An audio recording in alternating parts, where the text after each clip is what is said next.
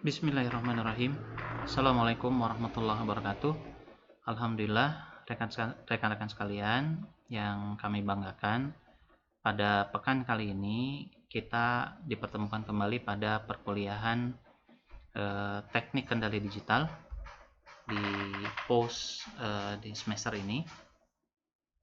Dan kali ini kita masuk pada bagian kedua dari analisis discrete dan transformasi Z.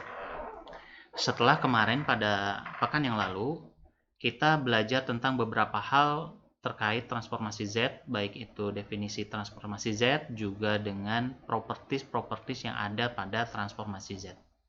Nah, pada kali ini kita akan belajar langsung terkait bagaimana solusi dari difference equation yang akan kita gunakan, akan kita analisa dengan menggunakan transformasi Z. Sebelum saya mulai, saya haturkan doa, semoga rekan-rekan semua mahasiswa Mercu Buana dalam keadaan sehat walafiat, tidak kurang satu apapun, di tengah kondisi yang masih dalam keadaan pandemi.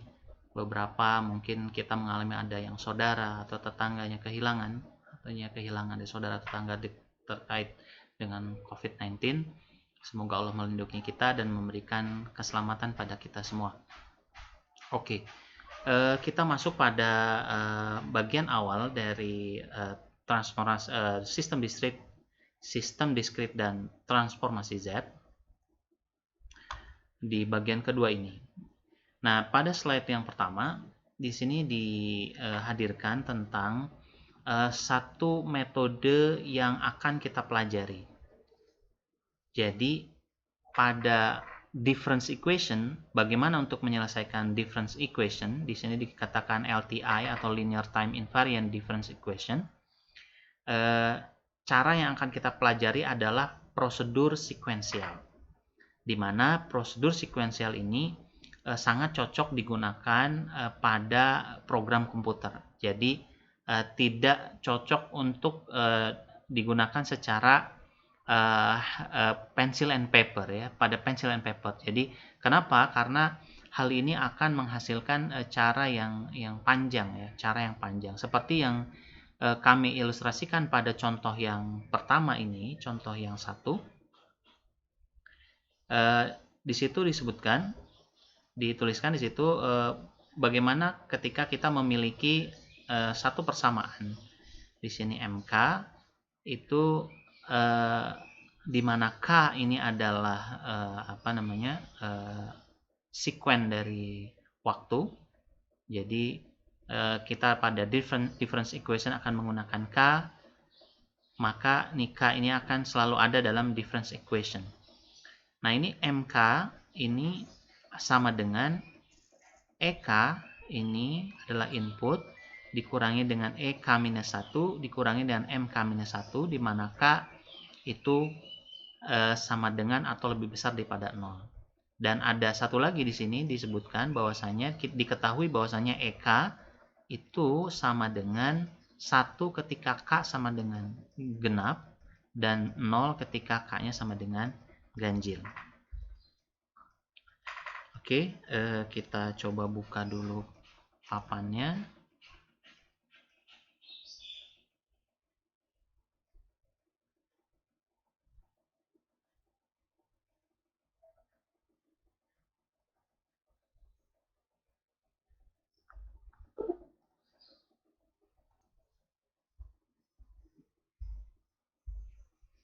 Oke, kita lihat pada soal diketahui bahwasanya sebuah difference equation itu kita tulis MK ini sama dengan input EK dikurangi EK-1. Kita pelajari kemarin bahwasanya ketika ada kondisi seperti ini K-1 atau K plus 1, K plus 2, K-2 itu adalah merupakan dari properties translation ya, atau properties delay and advancing time. Kalau E ini berarti pada signal E, kalau pada M di sini pada soal nih M, nih K-1 berarti itu pada output. Nah, tadi saya singgung bahwasanya K ini selalu ada pada difference equation karena ini merupakan patok yang paling penting dalam difference equation. Kita tahu difference equation merupakan signal sekuensial dan kita lihat di sini misalnya ini adalah sumbu K di mana K sama dengan 0, di sini K sama dengan 1, ini K sama dengan 2, K sama dengan 3, K sama dengan 4, K sama dengan 5 dan seterusnya. Ini adalah sumbu K dan inilah yang kita kenal dengan sistem diskrit, di mana kemunculan signal itu per satuan diskrit, per satuan waktunya diskrit. Seperti ini. Di mana satuan waktu dari diskrit itu adalah integer dari 0 sampai dengan tak terhingga dan seterusnya. Ini biasanya sampai dengan kita tulis dengan n gitu ya. Dengan n. Nah, pada soal diketahui bahwasanya MK ini di mana K itu lebih besar sama dengan atau lebih besar daripada 0. Artinya di sini nilai K di belakang 0 atau sebelum 0 minus 1, minus 2 maka itu tidak digunakan atau tidak ada, tidak eksis. Sehingga di situ dikatakan di soal dituliskan EK itu akan sama dengan 1 ketika K-nya itu sama dengan genap atau even dan akan menghasilkan 0 ketika K-nya ini sama dengan odd atau ganjil. Maka kita tahu ini adalah genap. Saya kasih warna merah. Genap, ini 1, ini 0, ini 1, ini 0, ini 1, ini 0, dan seterusnya. Dan seterusnya. Nah, ini dari definisi soal EK. Nah, kemudian juga pada disebutkan juga pada soal di mana di K sama dengan 0 ini. Jadi kita punya soal itu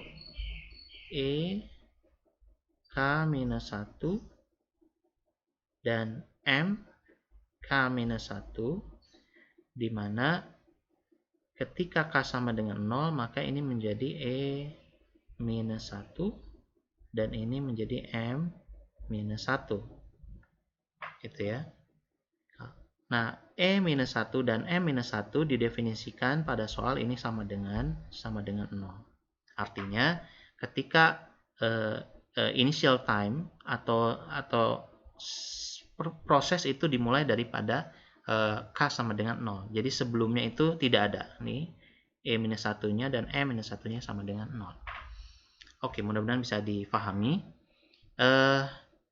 Maka kita bisa hitung persamaan MK ini, difference equation MK ini, mulai dari 0 sampai dengan, di contoh situ adalah 0 sampai dengan 4.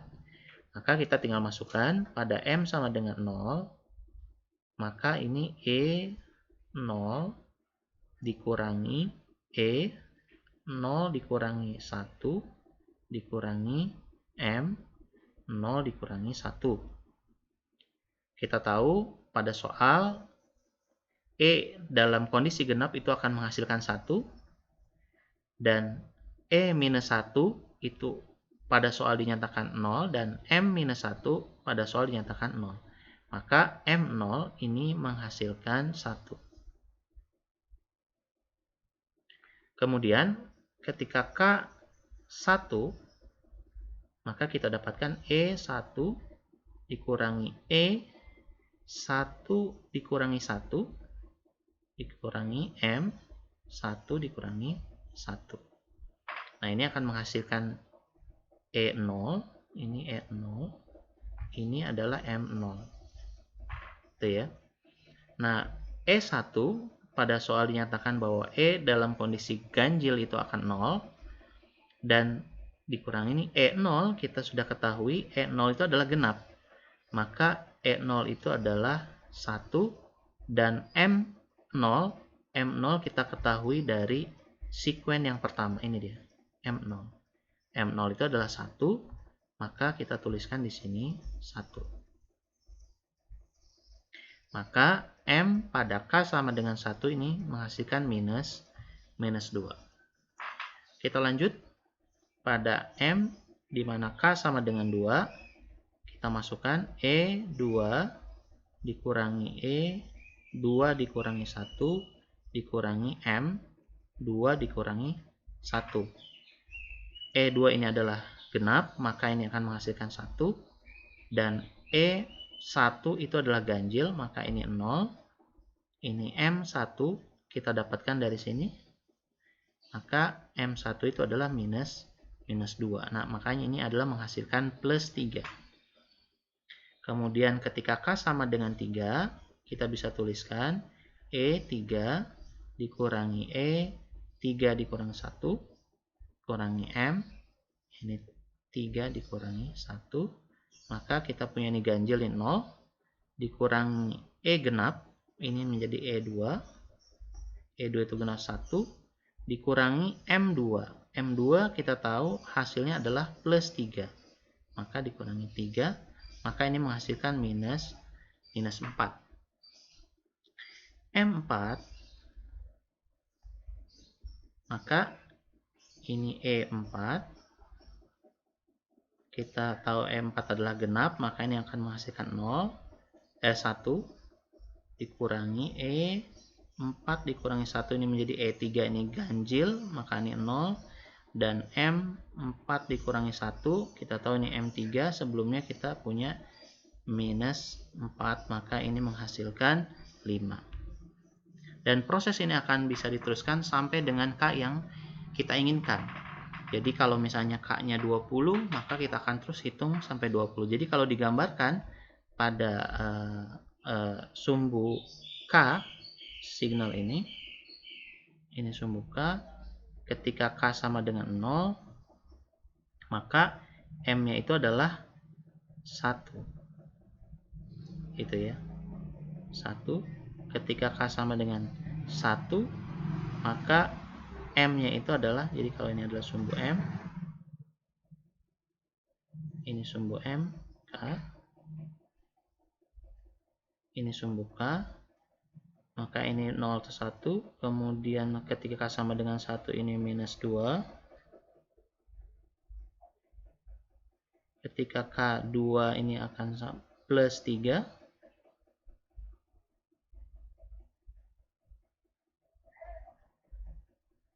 ketika 3 ini akan sama dengan minus 3, plus minus 4,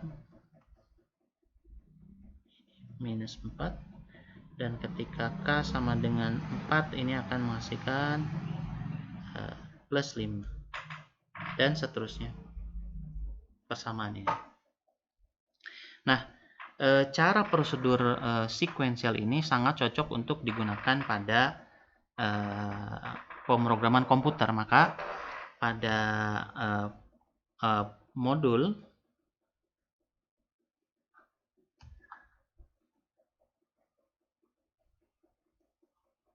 disebutkan di sini, saya tuliskan pada halaman berikutnya.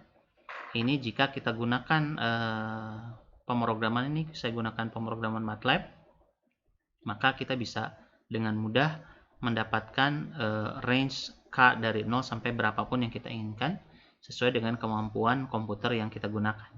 Misalnya pada contoh ini, teman-teman bisa lihat dari slide yang saya sisipkan, ini dari 0 sampai dengan 20, dan ini hasilnya sama seperti yang tadi kita hitung, 1, minus 2, 3, minus 4, 5, dan seterusnya. Dan ini kita turunkan dari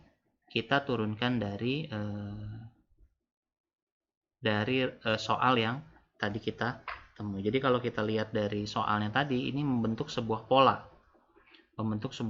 di mana kalau teman-teman bisa lihat, kita lihat ini M0 itu E0, saya kasih warna lain, misalnya hijau. E0 itu M0 itu E0 dikurangi E-1, jadi mundur E-nya. Kemudian dikurangi M-1, jadi M-nya juga mundur 1. Ketika masuk 1, maka dia menggunakan E1 dikurangi E0. Jadi mundur 1 langkah dari E1 dan dikurangi M0. Artinya M0 kita sudah hitung pada proses sebelumnya.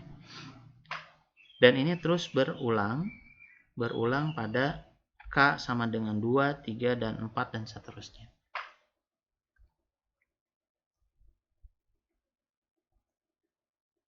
Ini ini yang bisa kita lihat. Ini menjadi sekuen yang terpola ya, yang terpola.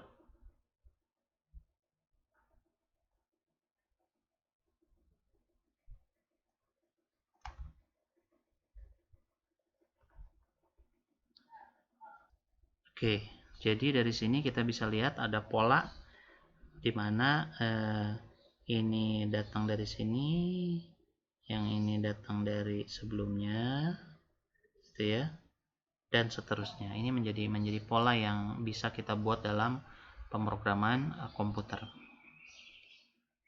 Nah, berikutnya adalah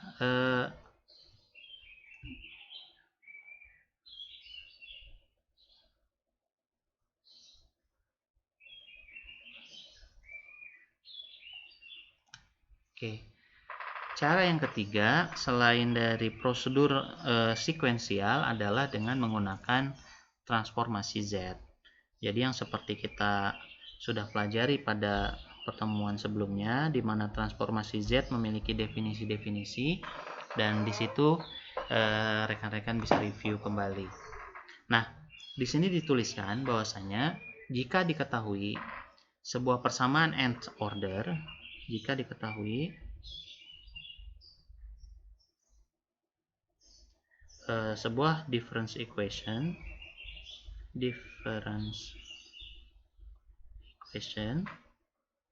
ini memiliki bentuk seperti ini, di mana ini adalah output MK, kemudian ditambah A N-1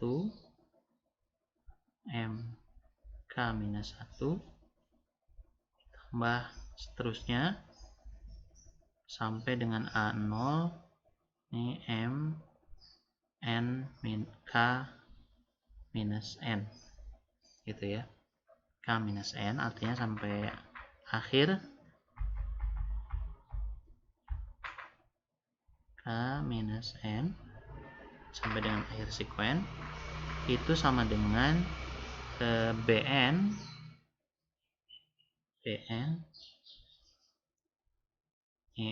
ini adalah koefisien dari input EK, ini EK ditambah BN-1 EK-1 ditambah terus sekuennya sampai dengan B0, di mana EK-N. Seperti itu.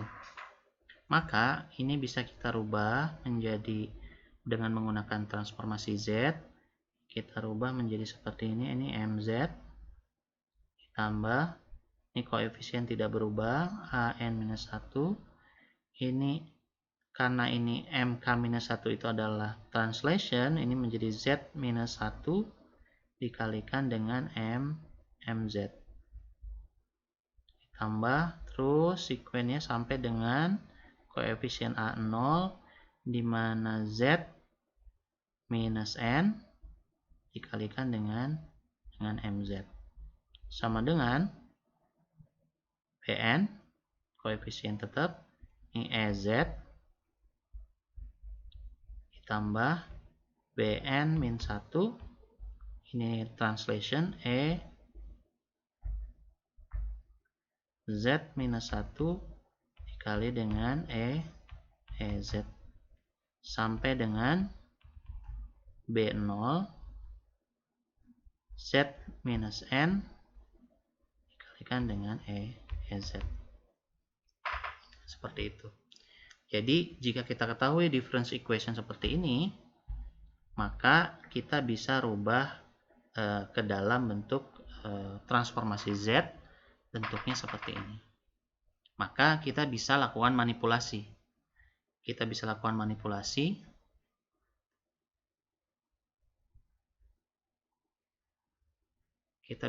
manipulasi dari persamaan yang kita dapatkan. Kita lihat, kita kumpulkan MZ.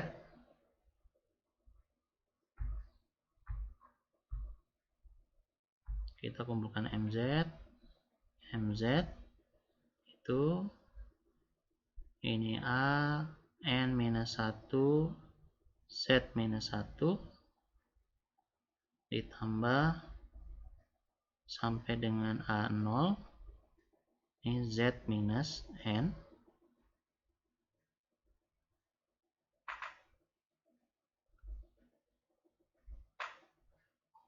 sama dengan EZ. Kita kumpulkan ini B N-1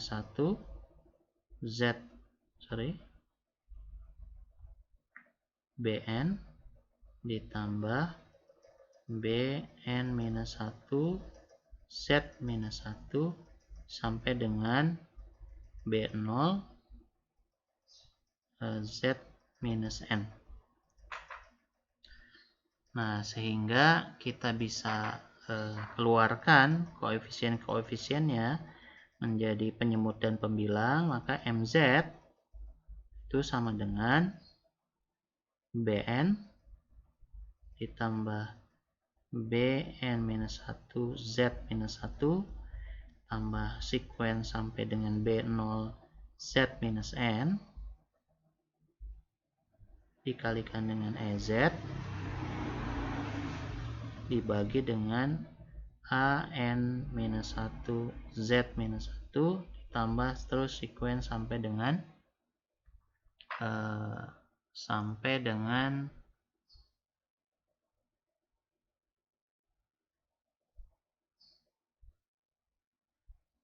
ini keliru nih, ini ada plus 1 ya, nah gitu, sampai dengan A0 Z pangkat minus N.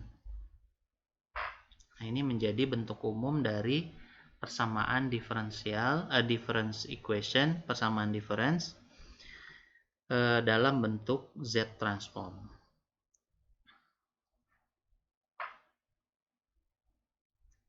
Nah, kita lihat contoh.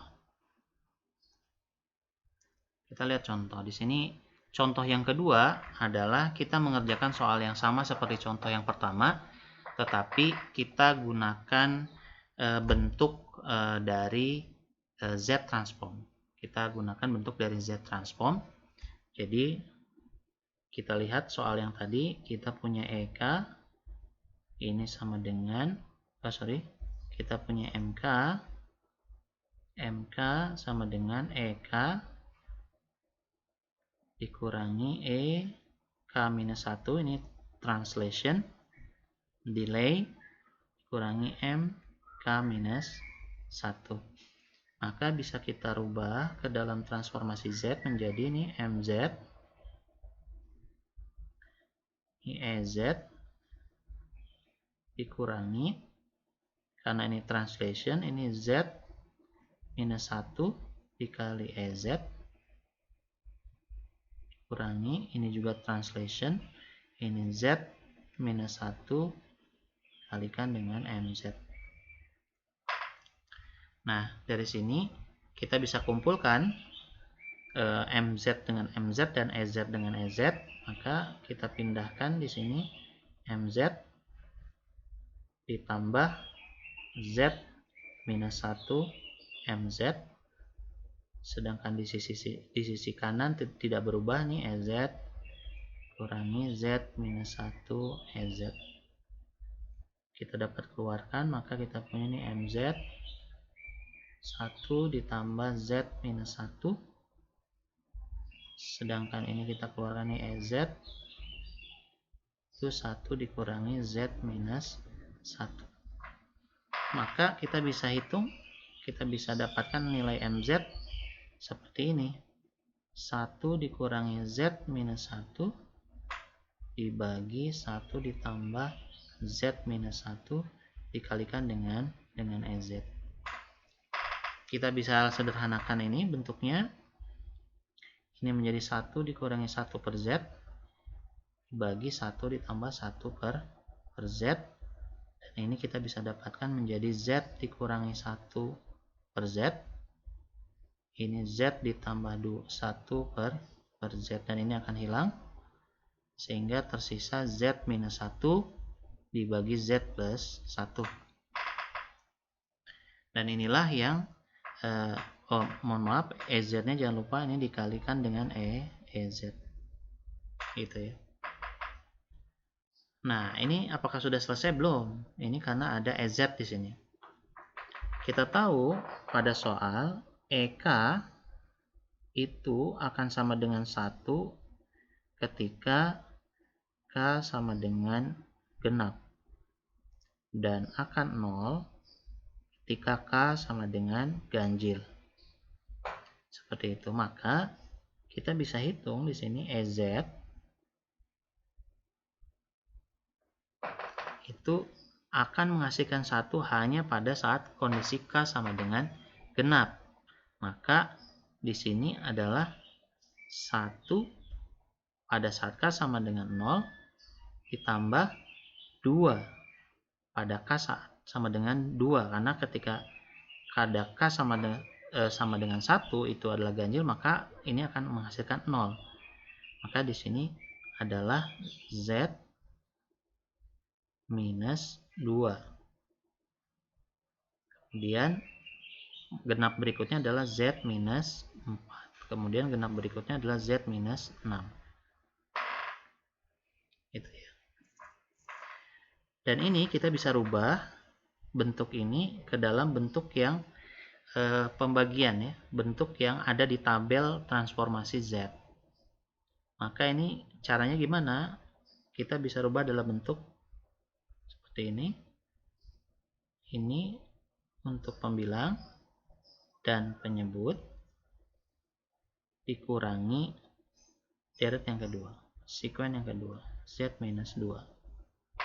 Maka ini bisa kita tuliskan 1 per 1 dikurangi Z minus 2, atau kita bisa sederhanakan lagi 1 per Z kuadrat.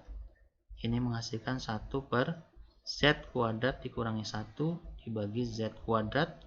Ini akan menghasilkan Z kuadrat dibagi Z kuadrat minus 1. Nah, ini kita punya EZ. Tadi sebelumnya kita punya MZ, di mana MZ ini ada komponen EZ-nya, maka kita bisa gabungkan. Di sini kita punya EZ di sini. EZ tadi kita dapatkan adalah Z kuadrat minus 1. Ini bisa kita pisahkan menjadi seperti ini. Z kuadrat ini adalah Z plus 1 dikali Z minus 1.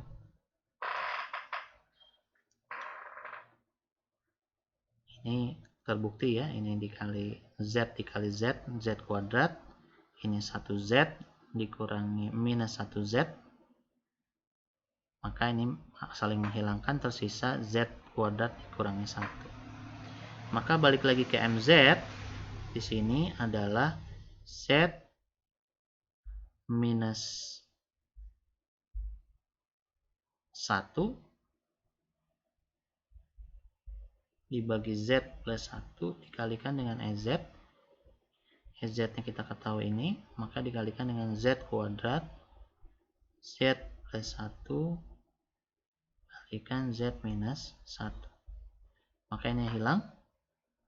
Maka kita bisa tuliskan hasilnya adalah Z kuadrat, Z plus 1, dan Z plus 1, atau Z kuadrat tambah 2Z tambah 1. Nah, ini adalah MZ.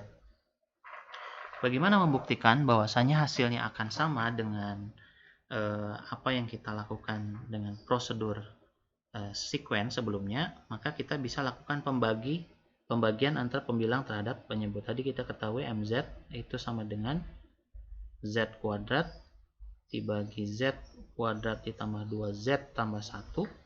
Nah, kita bisa bagi seperti kita bagi bagian dasar, ini Z kuadrat 2Z tambah 1, di sini Z kuadrat.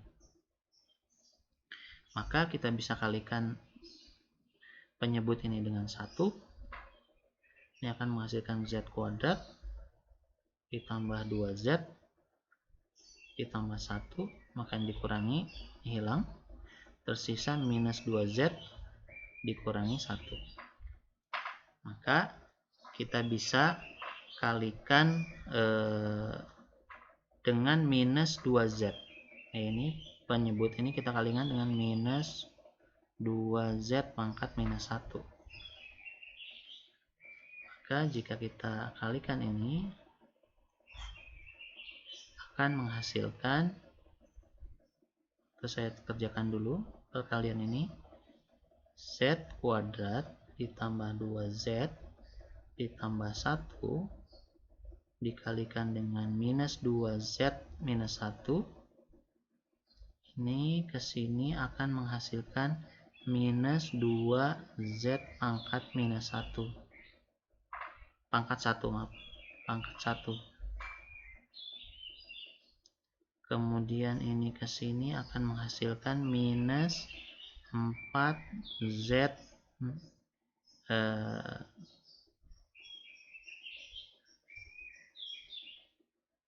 minus 4, karena Z minus 1 ketemu Z plus 1 ini 0, menjadi minus Z minus 4, kemudian ditambah atau yang ini di kesini didapatkan minus 2Z minus 1.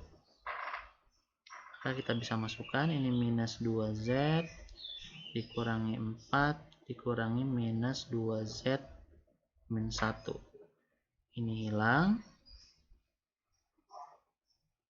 maka minus 1 dikurang minus 4, maka ini menjadi 3, plus, karena minus ketemu minus, plus 2Z minus 1. Untuk mendapatkan ini, maka kita bisa kalikan dengan 3, kalikan dengan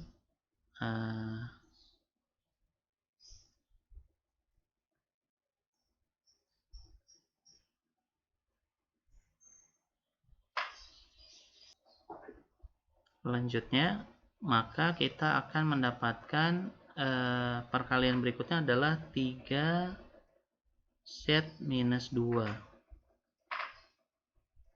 Ya, kita ulang.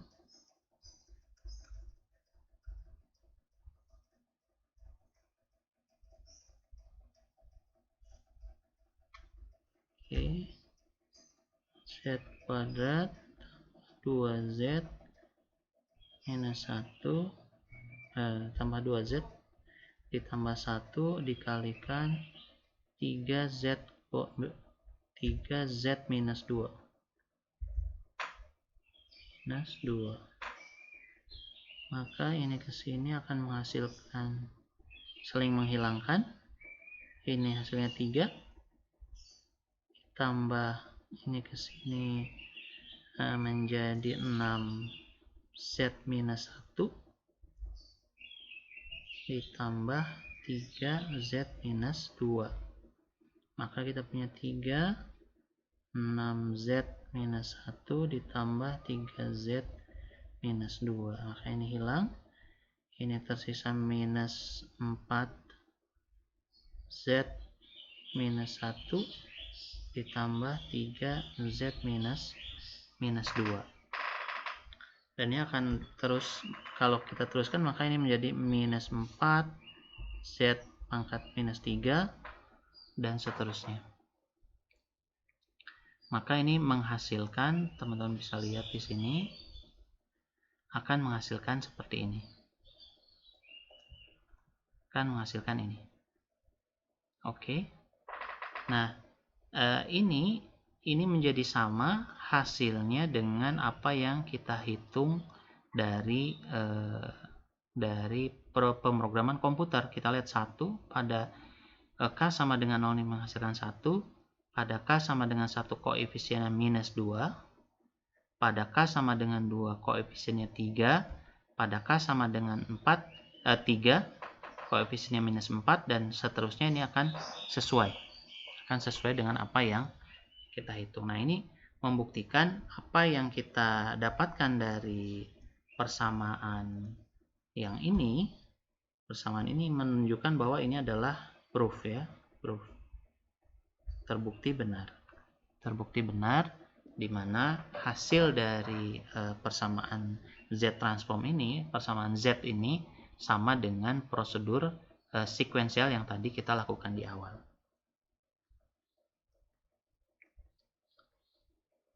Oke. Selanjutnya, pada Z transform kita kenal dengan inverse Z transform. Jadi inverse Z transform itu adalah proses kebalikan, proses mengembalikan persamaan dalam bentuk Z transform ke dalam difference equation. Paling tidak ada 4 metode yang akan kita pelajari. Ada 4 metode, yang 2 diantaranya kita akan bahas secara detail di sini. Contohnya, 2 yang lainnya rekan-rekan bisa baca di sisipan yang telah saya sisipkan dalam modul, ya, dalam post. Yang pertama adalah power series method. Power series method, di mana metode ini digunakan untuk mencari inverse Z transform dari sebuah fungsi EZ. Metode ini diekspresikan dengan rasio 2 polinomial pada Z yang melibatkan pembagian pembilang dengan penyebut, sehingga menjadi bentuk power series seperti ini. Ya, menjadi bentuk power series seperti ini. Sehingga dapat kita lihat nilai EK adalah nilai koefisien ini, E0, E1, E2. Seperti yang kita lakukan tadi di contoh nomor ini. Contoh nomor 2 ini. Maka ini adalah EK, koefisien dari MZ. Koefisien dari MZ itu adalah EK yang kita cari. Koefisien ini adalah koefisien MK, ya, MK, bukan EK, ya. MK ini adalah koefisien dari MK yang justru kita cari, seperti itu. Maka jika kita sudah dapatkan MZ ini dalam bentuk seperti ini, maka kita sudah bisa dapatkan nilai MK dalam bentuk MK. Nah, ini ada contoh lain, teman-teman bisa coba nanti coba sendiri. Tadi saya sudah contohkan di contoh yang nomor 2. Maka ketika kita punya rasio EZ seperti ini bentukannya, pembilang dengan penyebut, maka ini dibagikan, maka ini menghasilkan deret power series atau power series seperti ini. Ini 1 dikali Z minus 1 ditambahkan 3 Z minus 2 tambah 7 Z minus 3 dan seterusnya. Maka nilai EK-nya adalah di sini dituliskan E0 pada K sama dengan 0, ini 0. Ya, 0. Karena di sini tidak ada tidak ada hasil dari EK sama dengan 0, maka ini E-nya 0. E0 itu sama dengan 0. Sedangkan E1 ini adalah plus 1 ini. Ini E pada K sama dengan 1. Ini E pada K sama dengan 2, ini plus 3, 7, 15. Dan seterusnya. Ini kalau kita bentukan, dapat kita tuliskan ini 2 pangkat K dikurangi 1. Kita bisa masukkan saja contohnya, misalnya kalau K-nya 0, 2 pangkat 0 itu adalah 1 dikurangi 1 menghasilkan 0. Kalau K-nya 1, maka 2 pangkat 1 adalah 2 dikurangi 1 maka hasilnya 1. Nah, ini adalah salah satu cara yang pertama dari inverse Z transform. Yang berikutnya adalah cara yang kedua. Yang ini mungkin agak sedikit panjang, sedikit ada dua slide maksudnya, yaitu menggunakan metode partial fraction expansion. Metode ini juga digunakan pada Laplace transform, sehingga ini caranya sama. Jadi kalau teman-teman bisa lihat, mungkin nanti bisa search terkait dengan partial fraction expansion, ini sama baik di Z transform ataupun di Laplace transform. Nah, sebelum masuk ke partial fraction expansion, ada baiknya kita mereview hal ini. Jadi jika kita memiliki bentuk seperti ini, EZ yang berupa rasio Z terhadap Z minus A, maka kita bisa rubah menjadi power series seperti ini. Menjadi power series seperti ini, seperti yang tadi kita sebutkan. Seperti yang sebelumnya kita pelajari di sini ya. Ini menjadi bentuknya power series. Sebelumnya rasio, ini menjadi bentuknya power series. Nah, sehingga nilai dari inverse Z transform dari persamaan di atas ini menghasilkan eksponensial ini ya, A pangkat K. Jadi the power of K. Nah, bentuk ini adalah bentuk yang banyak kita temukan dalam Z transform. Jadi teman-teman, kenapa kita arahkan bentuknya seperti ini? Karena yang agar lebih mudah. Karena di tabel kita sudah sudah kita pelajari di tabel inverse Z transform, kita bisa lihat bahwasanya kalau kita menemukan formula seperti ini, maka hasilnya seperti ini. Nah, kita lihat contoh pada contoh 4. Ini merupakan soal yang sama seperti pada soal contoh nomor 3 ya. Contoh nomor 3. Ini hasilnya seperti ini. Nah, tadi kan bentukannya adalah yang dihasilkan dari contoh nomor 2. Contoh nomor 1 ini adalah bentukannya MK pada setiap K dari 0 sampai dengan berapa nilainya K. Kemudian pada contoh nomor 3 kita dapatkan power series. Nah, ini kita dapatkan power seriesnya. Nah, sedangkan pada contoh yang sekarang ini, bagaimana dari inverse Z terhadap MZ tadi. Namun ini disebutkan di sini adalah EZ ya. Tadi kan MZ ya. Ini EZ, Nah, kalau diketahui EZ seperti ini,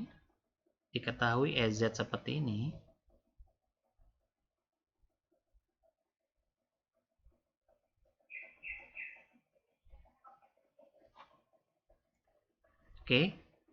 Contoh nomor 4 ini menggunakan contoh contoh 3. Contoh 3 ya, yang tadi kita sudah dapatkan pada slide sebelumnya ini. Ini dihasilkan ini. Walaupun sebenarnya untuk mendapatkan ini, kita tidak ada cara yang langsung, melainkan kita harus analisis dulu hasil yang didapatkan dari angka-angka ini, sehingga kita tahu bahwasanya EK itu adalah bentuknya seperti ini persamaannya. Tapi kalau misalnya kita gunakan partial fraction expansion, kita bisa langsung mendapatkan hal yang sama seperti apa yang tadi kita dapatkan pada slide sebelumnya, pada contoh 3. Nah, kita lihat pada board.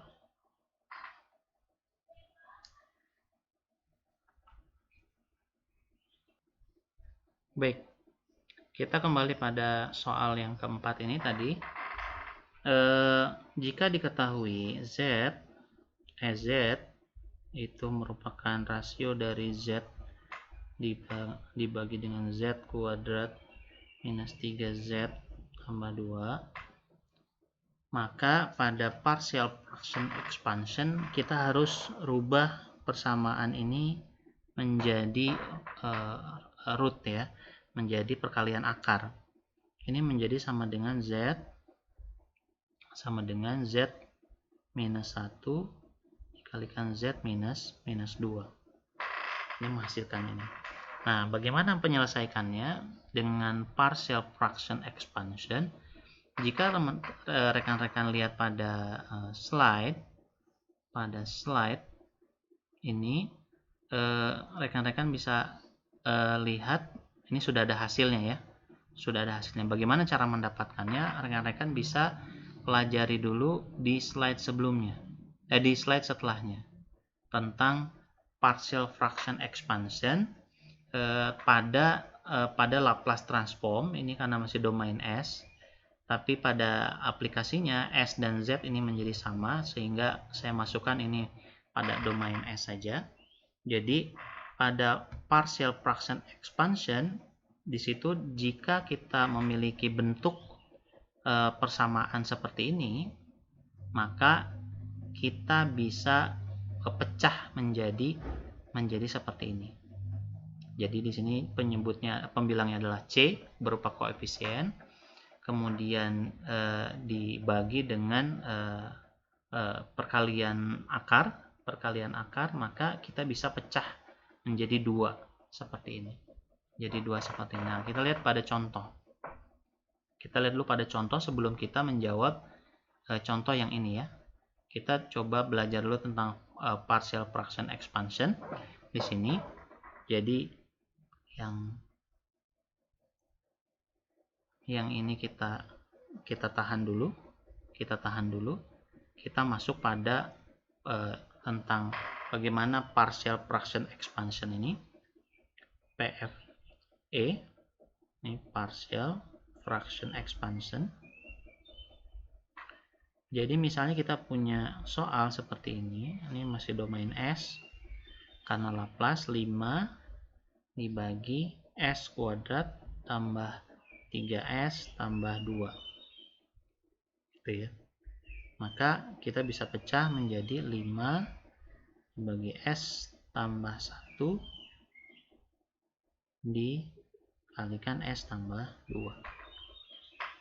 Nah, menyelesaikannya maka kita bisa memecah ini ke dalam bentuk ini sama dengan K1 dibagi S tambah 1 kemudian ditambah K2 S tambah 2.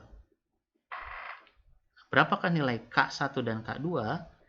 Maka di sini ada cara yang rekan-rekan bisa lihat. Ini adalah caranya. Ini.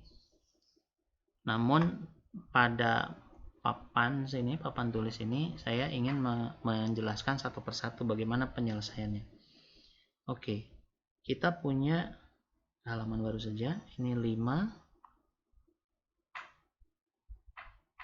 Kita punya Fs 5 S plus 1 S plus 2 ini sama dengan K1 S plus 1 ditambah K2 S plus 2. Bagaimana mencari K1? K1 sama dengan kita ingin menghilangkan komponen ini menjadi tersisa K1. Maka kita harus kalikan Fs itu dengan penyebut pada K1, berarti dikalikan S plus 1, di mana S itu sama dengan minus 1. Gitu ya. Kita masukkan ke Fs, kita tahu Fs itu adalah 5 S tambah 1 S plus 2 sama dengan ini K1 S plus 1 tambah K2 S plus 2.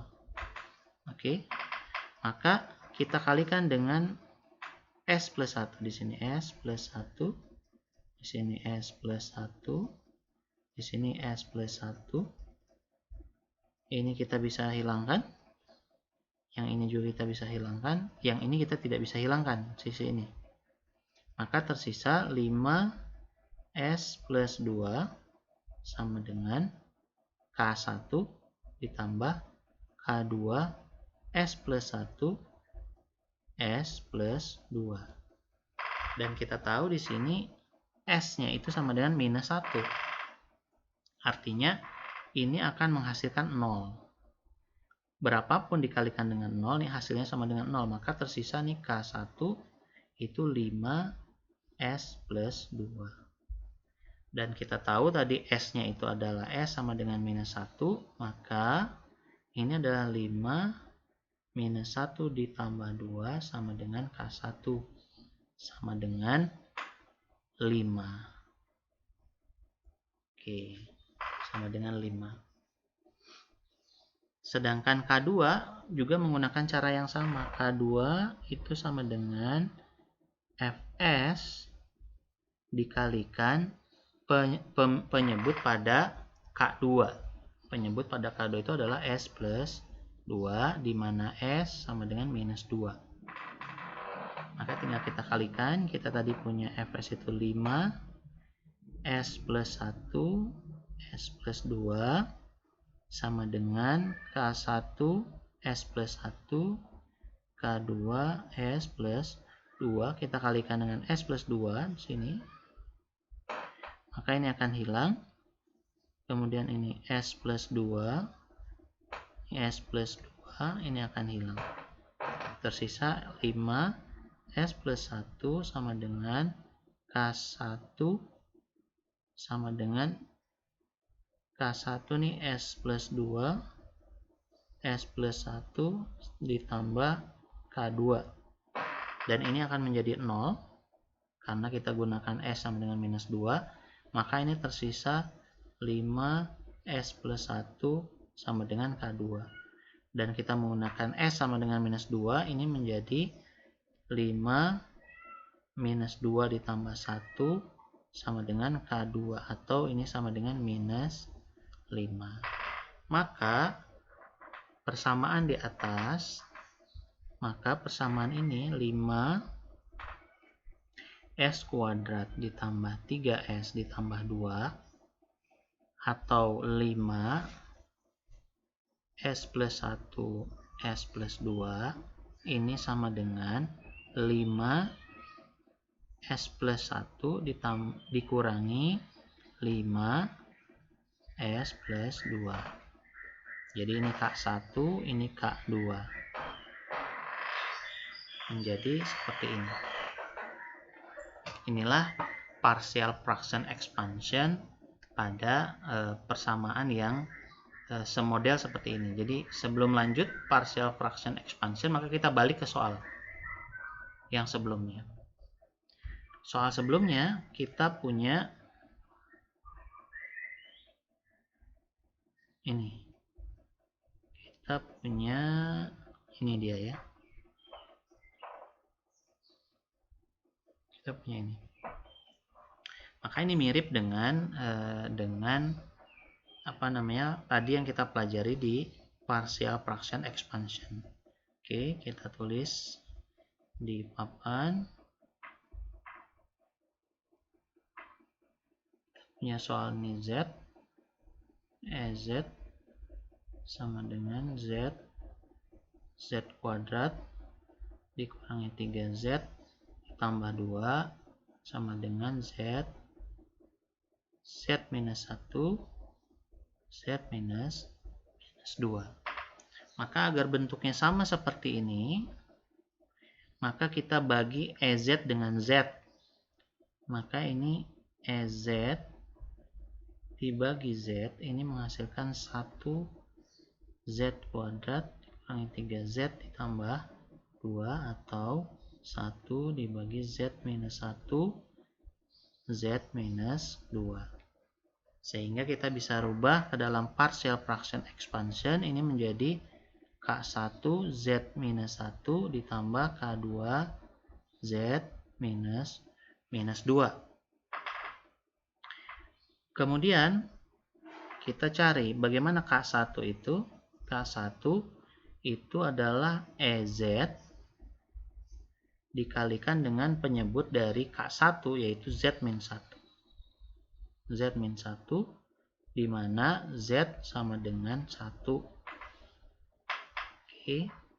Tadi kita ketahui bahwa EZ itu adalah 1 dibagi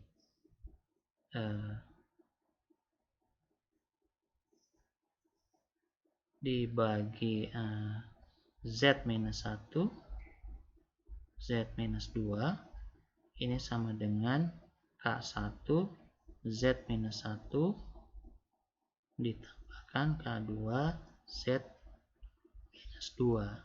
Karena ini dikalikan dengan Z minus 1, maka kita punya Z minus 1 ini akan hilang.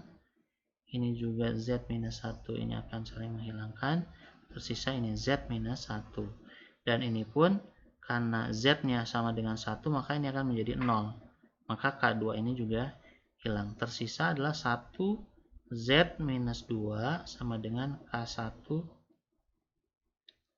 di mana Z sama dengan 1.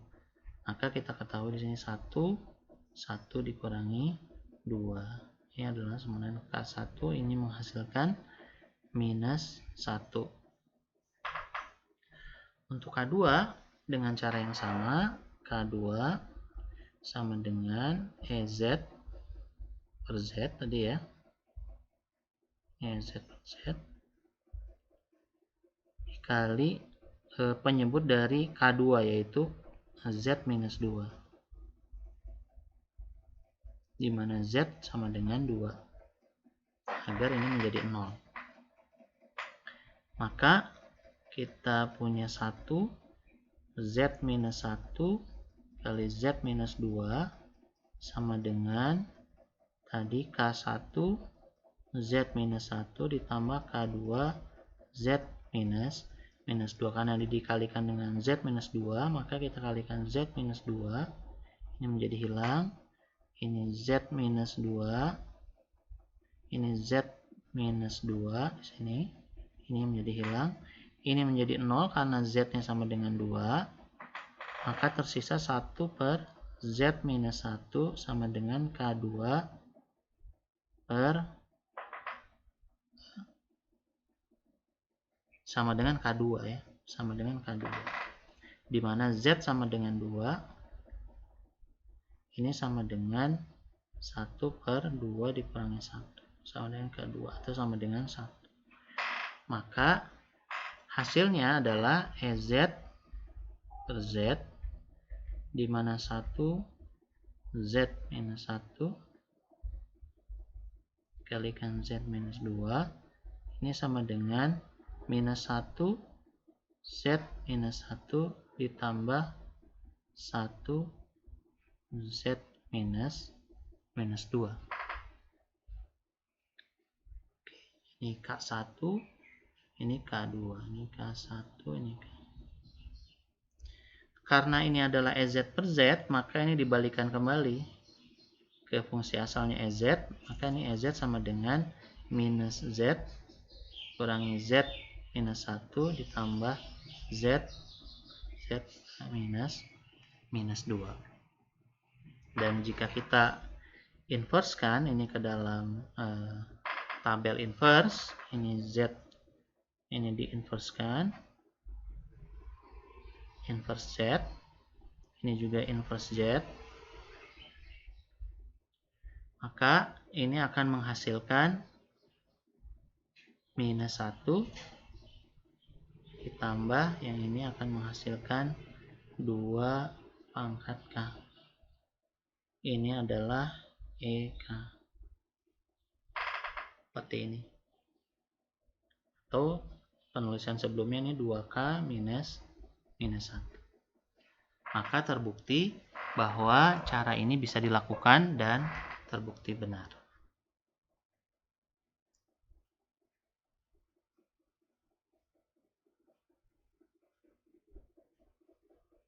Nah, satu lagi pada partial fraction expansion akan ditemui jika ada soalnya itu kasusnya adalah bentuknya seperti ini.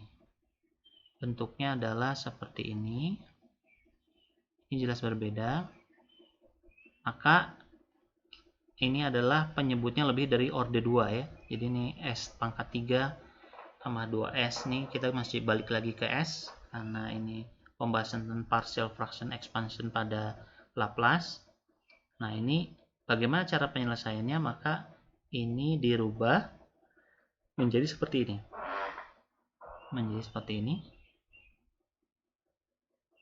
Oke, kita ke papan tulis.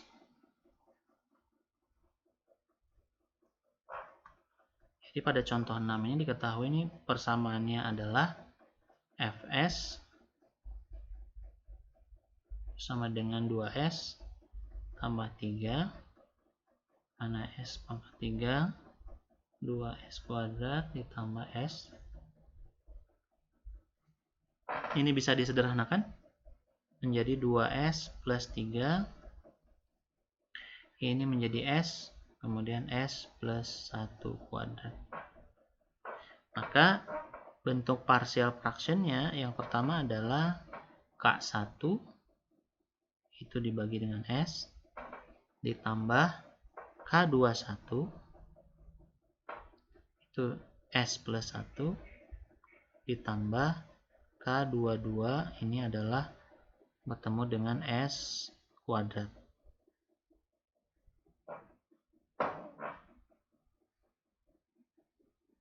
Untuk K1 ini caranya sama.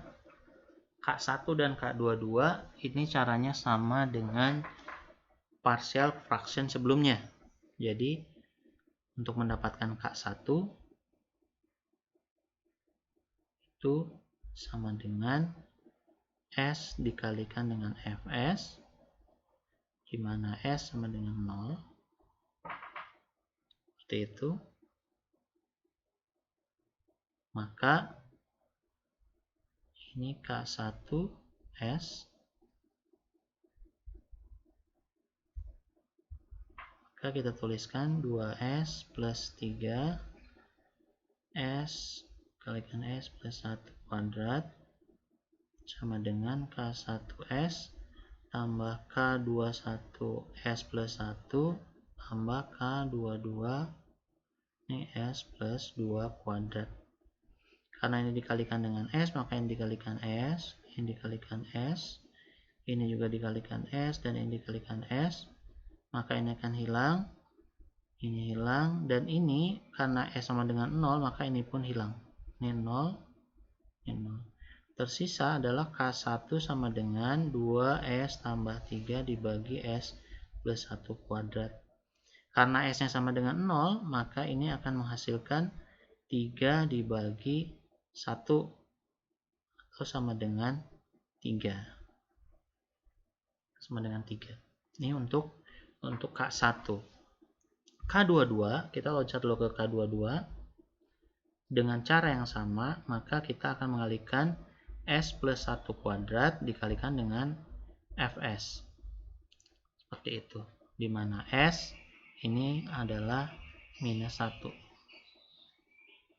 Maka kita bisa tuliskan kembali di mana 2S tambah 3 dibagi S plus 1 kuadrat sama dengan K1S tambah K21S plus 1 ditambah K22S minus 1. Karena ini dikalikan dengan S plus 1 kuadrat, maka di sini saya tulis S plus 1 kuadrat. Ini akan menghilangkan ini. Kemudian ini juga akan menghilangkan ini.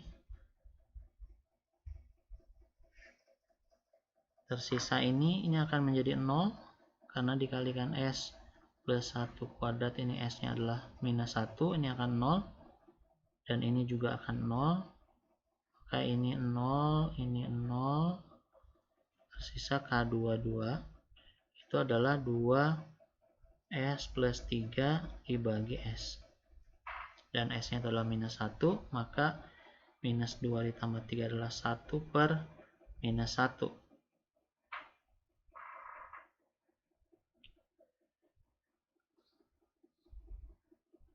K22 ini sama dengan minus 1. Nah, yang K21 ini memiliki treatment sendiri.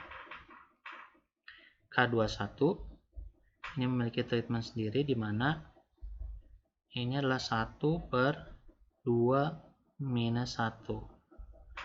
Didapat dari mana ini? Ini adalah 2 ini didapat dari pangkat tertinggi dari akar. Kalau tadi kan S plus 1 kuadrat, maka ini adalah didapatkan dari itu. Kemudian D per DS, karena ini juga sama, 2 dikurangi 1, ini 2 dikurangi 1, sama seperti ini, dikalikan dengan S plus 1 kuadrat dikalikan dengan Fs.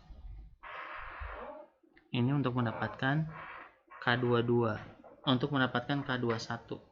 Untuk mendapatkan K21 di mana S sama dengan minus 1.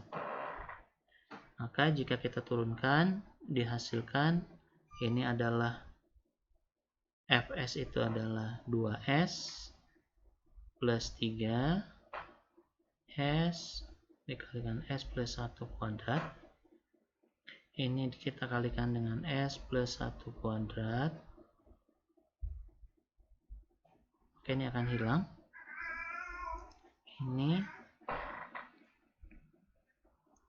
Kemudian ini adalah turunan pertama dari persamaan ini, sama dengan tadi K1 S, K2 1 S plus 1 tambah dengan K22 S plus 1 kuadrat.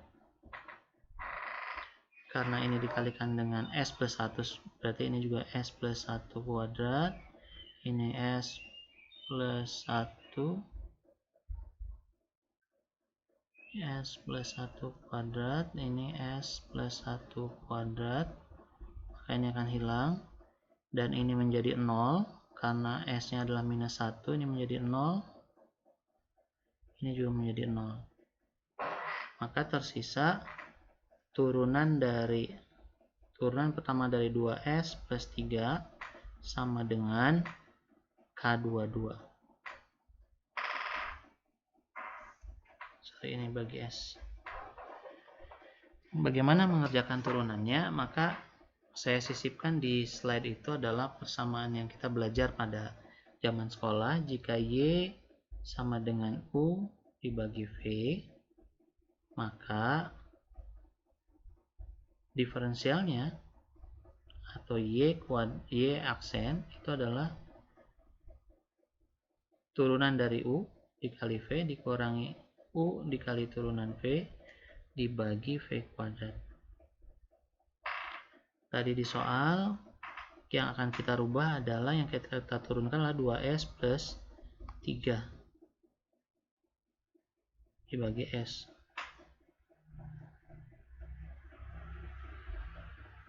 Bagi S. Maka kita ibaratkan kalau ini adalah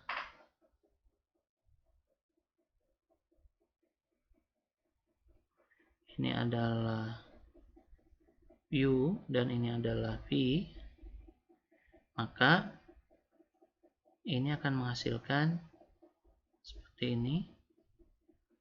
Turunan U adalah S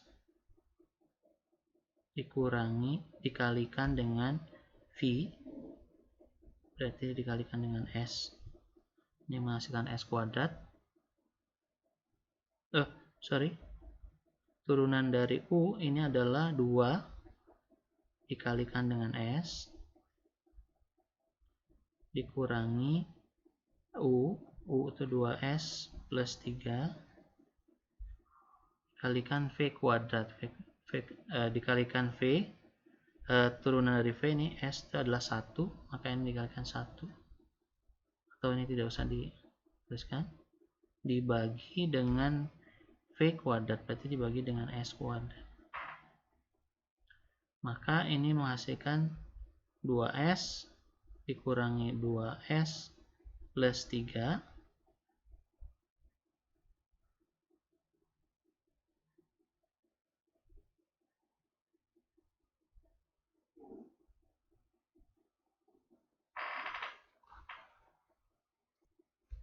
Oke, di mana S di sini adalah minus 1, maka ini menjadi minus 2 dibagi S kuadrat. Ini menjadi minus 2 dikurangi ditambah 2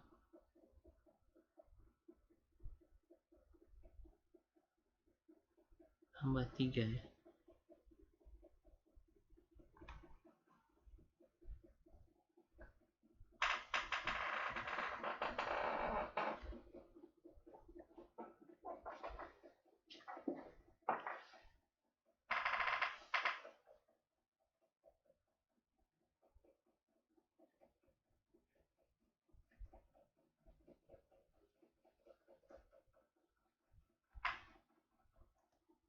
Oke, ini ada yang keliru.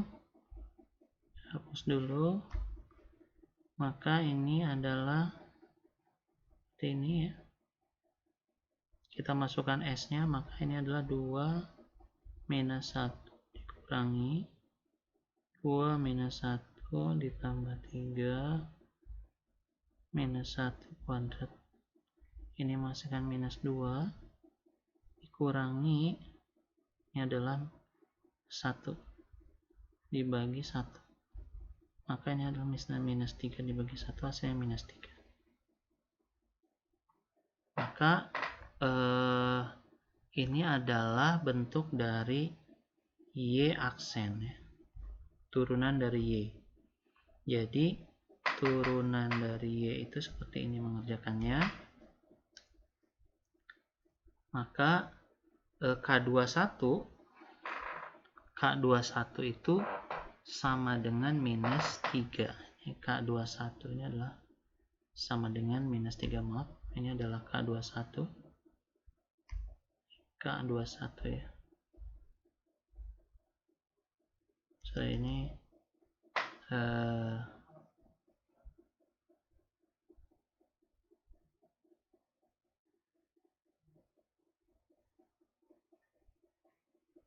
Oke, keliru tadi ya. Keliru rekan-rekan. Ini hasil dari turunan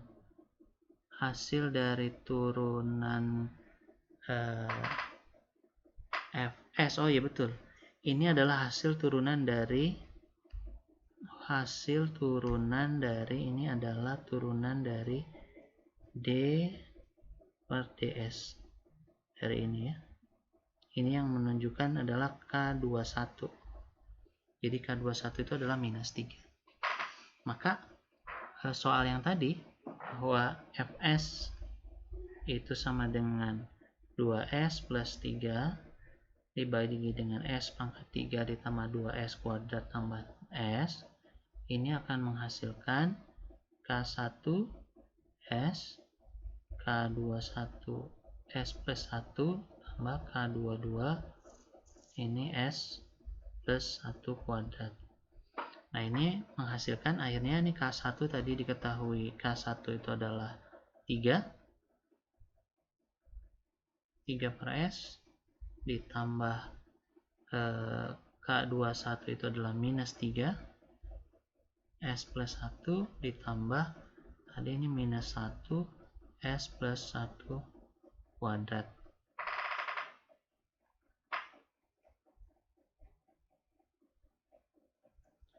Maka inilah hasil dari Fs dengan bentuk seperti ini.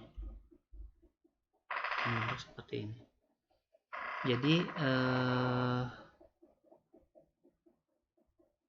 itu terkait tentang partial fraction expansion ya. Partial fraction expansion metode dalam mencari Z transform. Jadi kalau misalnya ini dibalikkan ke dalam inverse-nya, maka kita akan bisa lihat cek di tabel ini bagaimana bentuk dari inverse-nya,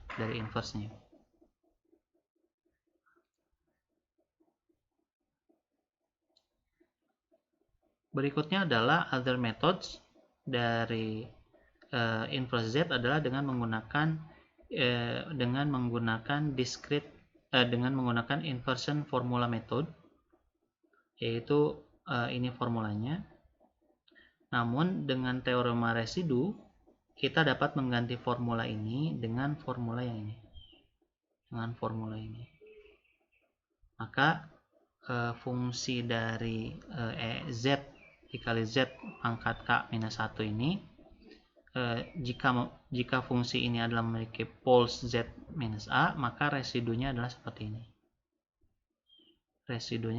Jadi kalau lihat dari contoh nomor 4, maka nilai residunya itu adalah ini.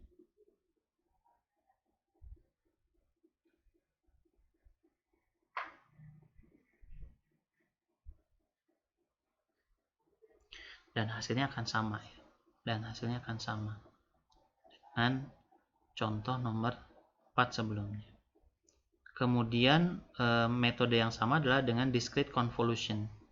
Jadi discrete convolution sebagai catatan, ini yang saya tuliskan sini adalah sebagai catatan bahwa convolution memiliki cara yang khas dalam prosesnya, maka diharapkan rekan-rekan dapat kembali mereview cara convolution ya. Mudah-mudahan sempat belajar pada perkuliahan sebelumnya tentang convolution. Maka pada metode ini sebuah fungsi z dirubah, diekspresikan ke dalam bentuk perkalian dua fungsi. Ini E1Z dan E2Z.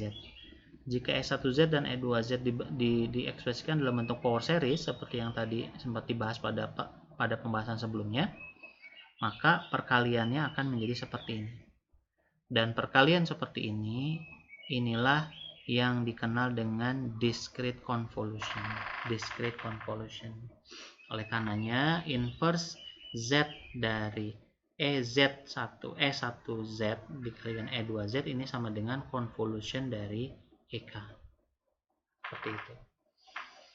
Nah, itu mungkin rekan-rekan, kita sudah 1 jam 17 menit. Nah, rekan-rekan nanti bisa buka di referensi buku yang saya gunakan. Saya sisipkan juga pada perkuliahan ini. Jadi mungkin ini akan menyita waktu dan pikiran mungkin, karena ada beberapa metode yang harus dicermati. Tapi tidak mengapa, ini mudah-mudahan menjadi bekal untuk pembahasan berikutnya. Itu saja mungkin perkuliahan kali ini. Semoga dapat dipahami. Dan saya mohon maaf jika apa yang disampaikan mungkin ada beberapa yang kurang. Kita bisa diskusi di grup WhatsApp, insyaallah. Terima kasih rekan-rekan atas perhatiannya. Saya cukupkan sampai sini. Assalamualaikum warahmatullahi wabarakatuh.